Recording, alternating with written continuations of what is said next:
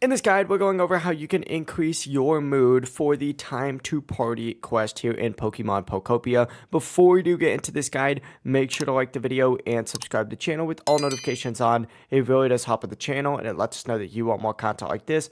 We'd greatly appreciate it, and if at any point throughout this guide you did have any questions, ask them down in the comment section below, and we could help you out further. I'm going to be doing my best to reply to every single comment down there. Now, first things first, you could check your current move level. To actually raise it, you just have to place decorations around the area like party bunting, lights, barrels, and signs all help. It really doesn't matter what it is. As long as you're placing any decorations, the mood level is going to immediately increase. But you can also place food, but decorations by far are the fastest method in the game right now to increase mood level fast. Yeah, it really is as simple as that. If you guys did have any questions, ask them down in the comment section below and we could help you out further. I'm going to be doing my best to reply to every single comment down there. Before you do leave this guide, make sure to like the video and subscribe to the channel with all notifications on. It really does help us out and lets us know that you want more content. Have a great rest of your day though. Peace.